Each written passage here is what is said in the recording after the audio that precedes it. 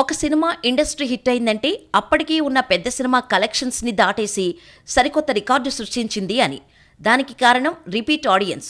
నాకు ఊహ తెలిసాక ఇండస్ట్రీ హిట్లు సమరసింహారెడ్డి, నరసింహనాయుడు, ఇంద్ర, ఆ తర్వాత వచ్చిన సినిమా పోకిరి. పోకిరితో పాటు ఇతర సినిమాలు చెప్పడానికి కారణం ఒకసారి అవి చూస్తే మాస్ ఫ్యాక్షన్ సినిమాలను నెత్తిన పెట్టుకున్నాం. 1999 నుండి 2006 దాకా, అంటే దగ్గర ఒక 6 ఏళ్లు మాస్ సినిమాల ప్రభావం మన మీద అలా పడింది మరి. అయితే అప్పటికీ ఒక 5-6 ఏళ్లుగా అసలు సరైన మాఫియా కానీ గ్యాంగ్స్టర్స్ లాంటి ఓ రకమైన మాస్ యాక్షన్ సినిమాలు ప్రేక్షకులు చూడలేదు. ఎప్పుడో ఆర్జీవి తీసిన సత్య, శివ లాంటివి తప్ప మళ్లీ అలాంటివి తెలుగు ప్రేక్షకులు చూసి చాలా కాలమైపోయింది. టాలీవుడ్ని పక్కన పెట్టి ఆర్జీవి ఏమో బాలీవుడ్లో సెటిల్ అయిపోయాడు. దాంతో తెలుగులో కొరత ఏర్పడింది. అయితే అప్పుడే మాస్ అంటే ఫ్యాక్షన్ అనుకునే సమయంలో సరిగ్గా యాక్షన్ మూవీ పడితే ఎలా ఉంటుందో చూపించిన సినిమా పోకిరి.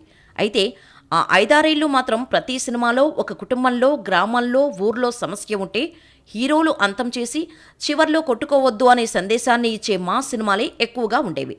అయితే శివ, సత్య లాంటి సినిమాల తర్వాత ఆర్జీవి చేసిన యాక్షన్ ముందు అవన్నీ ఉసూరుమనిపించాయి. కానీ ఆర్జీవి లేని లోటును తీర్చింది ఒక రకంగా పూరీనే. పూరి ఆంధ్రావాలాతోనే మాఫియాని, గ్యాంగ్స్టర్ డ్రామాని దింపుదామని చూశాడు. కానీ అది దారుణంగా బోల్తా కుట్టింది. కానీ పోకిరి మాత్రం అంత కనెక్ట్ అవుతుంది అని పూరి, మహేష్ కూడా ఊహించి ఉండరు. ఆ రేంజ్లో సక్సెస్ అందుకుంది పోకిరి. అయితే ఆ రేంజ్లో ఇండస్ట్రీ హిట్ సాధించడానికి కూడా పోకిరికి కొన్ని విషయాల్లో అదృష్టం కలిసొచ్చింది అనే చెప్పాలి. అందులో మొదటిది gangster mafia action. Pokiri release సమయంలో ఇతర సినిమాలన్నీ నిరాశపరిచినవే. ప్రభాస్ పౌర్ణమి, బాలయ్య వీరభద్ర, పవన్ కళ్యాణ్ బంగారం అన్నీ నిరాశపరిచినవే. ఇలా సరిగ్గా చూసుకుంటే పోకిరి వచ్చిన 2 నెలల దాకా సరైన సినిమా రాలేదు. 2 నెలల తర్వాత పెద్ద సినిమా హిట్ అయింది అంటే రవితేజ, విక్రమార్కుడు మాత్రమే. ఈ 2 నెలల వ్యవధిలోనే పోకిరి సోలోగా థియేటర్స్ని కాపాడింది, ఇండస్ట్రీని ఏలిందనే చెప్పాలి. ఒక రకంగా రిపీట్ ఆడియన్స్ రావటానికి వేరే ఇతర గొప్ప సినిమాలు లేకపోవడం కూడా కారణమే. అయితే ఇతర ఇండస్ట్రీ హిట్లు తీసుకున్న సినిమాలు కూడా, వాటితో పాటు రిలీజ్ అయిన ఏ ఇతర సినిమాలు ప్రేక్షకులను అంత బాగా మెప్పించక బోల్తా కొట్టడం కూడా వాటికి కలెక్షన్స్ పరంగా, రిపీట్ ఆడియన్స్ పరంగా కలిసి వచ్చిన అంశం. అచ్చం ఇలాగే సమరసింహారెడ్డికి కూడా ఇదే జరిగింది. అప్పటికే వచ్చిన స్నేహం కోసం నిరాశపరిచింది. నరసింహనాయుడుతో పాటు వచ్చిన మృగరాజు, దేవీపుత్రుడు కూడా అంతగా మెప్పించలేకపోయాయి. అలాగే ఇంద్రకి అప్పటికే వచ్చిన అల్లరిరాముడు కూడా నిరాశపరచడమే కారణం. ఒక సినిమా ఇండస్ట్రీ హిట్ అయింది అంటే దానికి ధీటుగా ఏమాత్రం ప్రేక్షకులని అలరించలేని సినిమాలు వచ్చినప్పుడు మాత్రమే ఇండస్ట్రీ హిట్ రికార్డ్స్ సాధించేవి అప్పట్లో. అసలే వేసవిలో రిలీజ్ అవ్వటంతో ఇంట్లో పవర్ కట్ నుండి సేద తీరటానికి సినిమాని ఎంచుకుని ఎంతో మంది ప్రేక్షకులకు పోకిరి దిక్కైంది. విక్రమార్కుడు వచ్చిన తర్వాత కూడా ఇతర హాల్స్లో రిలీజ్ అయి అప్పుడు కూడా ఆదివారాలు హౌస్ఫుల్ అయ్యేవి. మళ్లీ బొమ్మరిల్లు సినిమా వచ్చేదాకా పోకిరి అడ్డు అదుపు లేకుండా ఆడింది. ఇక రెండో అంశం ఈ సినిమాటోగ్రఫీ. గ్యాంగ్స్టర్ మాఫియా సినిమాలంటే అదో రకం black, grey, brown colour format mix చేసినట్టు, కళ్ళకి ఇబ్బంది పెట్టేలాగా, అసలు చీకటి ప్రపంచం అన్న పదానికి జస్టిఫై చేస్తున్నట్టు ఉండేవి. ఇప్పటికీ కొన్ని అలాగే ఉంటున్నాయి కూడా. ఉదాహరణకి కేజీఎఫ్, రీసెంట్గా వచ్చిన కబ్జా, మైకేల్ కూడా. కానీ పోకిరి మాత్రం విజువల్గా సూపర్గా ఉంటుంది. మాఫియా ఫైట్ సీన్స్ ఒక్కసారి పాత సినిమాలు పోకిరివి చూడండి, మీ కంటికి అర్థమవుతోంది. ఫైట్లను కూడా కంటికి ఇంపుగా చూపిన సినిమా పోకిరి.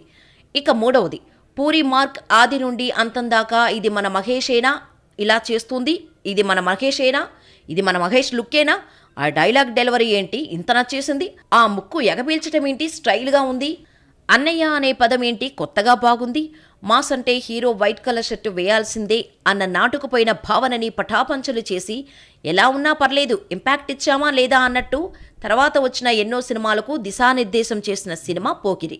నాలుగవది మణిశర్మ. చాలామంది ట్విస్ట్ అంటారు, కానీ మొదటిసారి చూసినప్పుడే ట్విస్ట్, రెండోసారి ఎలాగూ మనకు తెలిసిన ట్విస్టే కదా అని అయినా సరే సీట్లో ముందుకి జరిగి మరీ చూస్తాం ఆ సన్నివేశం రాగానే. దానికి ప్రథమ కారణం మణిశర్మ బీజీఎం. అసలు మహేష్ కారు దిగి వస్తుంటే మ్యూజిక్ ఏమైనా కొట్టాడా? మన రక్తంలో కూడా ఆ మ్యూజిక్ ప్రవహిస్తుంది. అలా ఎలివేట్ చేశాడు మ్యూజిక్తో. ఎక్కడో సినిమా ఆరంభంలో జగడమే పాటలో మధ్యలో వస్తుంది, నా కనులని సూటిగా చూస్తే, నా ఎదుటికి నేరుగా వస్తే, ఈ పోకిరి పొగరును కవ్విస్తే, ఈ లిరిక్ దగ్గర వచ్చే ట్యూన్ని పూర్తిగా ఒక ఎమోషనల్ సీన్లో ది బెస్ట్ ఎలివేషన్ బీజిఎంగా మార్చి మనల్ని ఇప్పటికీ ఆ సీన్ ఎన్నిసార్లు చూసినా అదే ఉత్సుకతతో చూసేలా చేసిన మణిశర్మకి హ్యాట్సాప్. ఇకపోతే చివరిగా ఇలియానా కూడా ఒక కారణమే. అప్పుడే దేవదాసు సినిమాతో యూత్ మొత్తాన్ని తన వైపు తిప్పుకున్న ఇలియానాకి రెండో సినిమా పోకిరి. మహేష్ పక్కన పర్ఫెక్ట్ పేరుగా సెట్ అయ్యారు. వాళ్ళ మధ్య వచ్చే సీన్స్ అన్నీ యూత్నే కాదు, ఫ్యామిలీ ఆడియన్స్కు కూడా నచ్చేలా ఉంటాయి. రిపీట్ ఆడియన్స్కి ఇంకొక కారణం, ఈ డస్కీ బ్యూటీని స్టార్గా మార్చిన పాట డోలే డోలే. సినిమాలో ఇప్పటికింకా నా వయసు పాట తర్వాత యువతలో ఎక్కువగా చర్చించుకున్న పాట. మళ్ళీ మళ్ళీ సినిమా చూడాలి ఆ పాట కోసం అనేలా ఉంటుంది. ఇప్పుడు చెప్పిన కొన్ని విషయాలతో పాటు సినిమా మొత్తంలో హీరో కళ్ళల్లో భయమే ఉండదు. ఎమోషన్ కళ్ళతో చూపించటం, పూరి డైరెక్షన్ అంటే ఏంటో చెబుతుంది. గొంతు చించుకొని చెప్పే డైలాగులకి చర్మగీతం పాడింది ఈ సినిమా నుండే. మామూలుగా మాట్లాడి జనాలతో ఈలలు వేయించవచ్చు అని చెప్పిన సినిమా ఇదే. అయితే ఒకటి బాస్కెట్బాల్ కోర్టు సీన్ మహేష్కి తప్ప వేరే ఎవ్వరికీ సూట్ కాదన్నట్టుగా ఉంటుంది. లోకల్ ట్రైన్ ఫైట్, ఈ రెండు కూడా ఆడియన్స్ని కట్టిపడేస్తాయి. శృతి నాదే, రివాల్వర్ నాదే డైలాగు మాత్రం నెక్స్ట్ లెవెల్. మరి ఇదంతా విన్నాక మళ్ళీ ఓసారి సినిమా చూసేద్దాం అనిపిస్తుందా? మీకు అనిపిస్తుంది నాకు తెలుసు, ఎందుకంటే నాకు అలాగే అనిపించింది. మరి నేను చూశాను, మరి మీరు చూసేయండి. ఇక పూరి డైరెక్షన్కు మహేష్ డెడికేషన్కు ఒక లైక్ కొట్టేసి మీ బ్యాచ్లో ఉన్న పూరి జగన్నాథ్ లేదా మహేష్ బాబు ఫ్యాన్స్కి షేర్ చేసి ఇలాంటి మరిన్ని ఇంట్రెస్టింగ్ మూవీ అప్డేట్స్ కోసం ఛానల్ని వెంటనే సబ్స్క్రైబ్ చేసుకొని పక్కనే ఉన్న బెల్ ఐకాన్ కొట్టండి.